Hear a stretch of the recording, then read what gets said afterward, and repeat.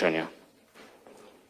Rozhodol som sa nevymenovávať najzávažnejšie chyby, ktorých sme sa dopustili na Slovensku, ktoré sú delené do kategórií politické, právne, odborné a spoločenské zlyhania. Upustím dnes od ich rozboru. Myslím si, že máte dosť svojich starostí a v ďalšom kole môžeme niektoré predostrieť. Za zmienku však stojí minimálne to prvé, a to je celosvetová medicínska hanba. Takýto nezmysel nemá vo svete obdoby. To je celoplošné testovanie.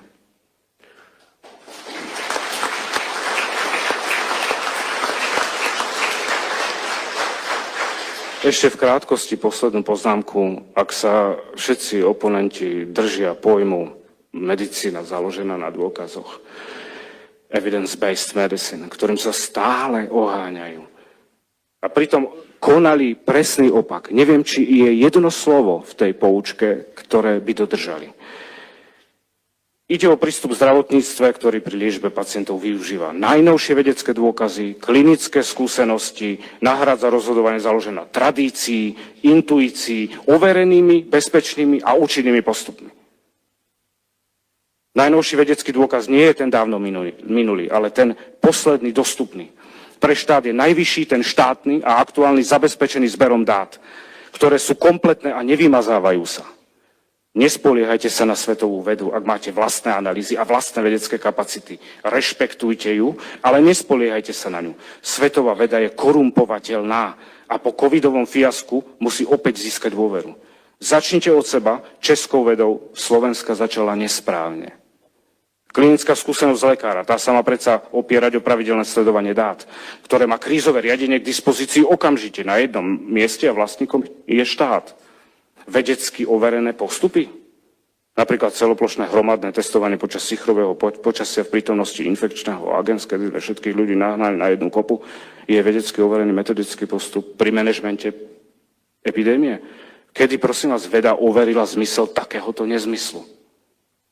Okrem toho, niektoré metódy liečby sa môžu ukázať ako účinné aj mimo rámec štandardizovaných liečebných postupov. Prispôsobujme sa aktuálnym podmienkam a ponechajme autonómne rozhodovanie v rukách lekára. Použite akýkoľvek liečebný prostriedok, pokiaľ je účinný, hoci neprešiel schvaľovacím procesom orgánov, ktoré uprednostňujú nadnárodné farmaceutické záujmy. Chopte sa každej účinnej slamky a zahoďte menej účinné postupy. Toto si predsa môžete dovoliť, ak vás zastihne nový narušiteľ a potrebujete zachraňovať Českú republiku pred chaosom. Namiesto tradície sa spoliehajte na krátkodobé analýzy a denne prehodnocujte vyzbierané údaje.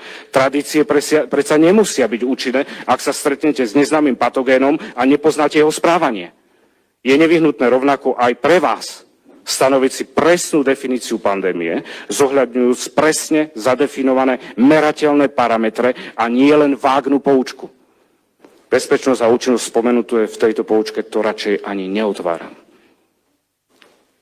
Na záver ešte spomeniem 3 otázky, ktoré by ste si mali položiť aj popri vašej práci, popri vnútroštátnych riešeniach.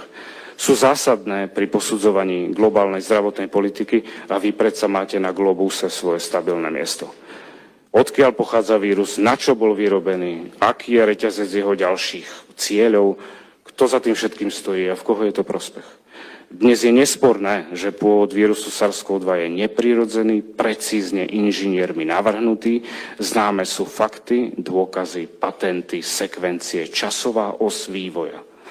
Preto treba rozvažovať aj o tomto. Znovu pravdepodobne aktualizovať, otvoriť dohovor o biologických zbraniach a aktualizovať ho.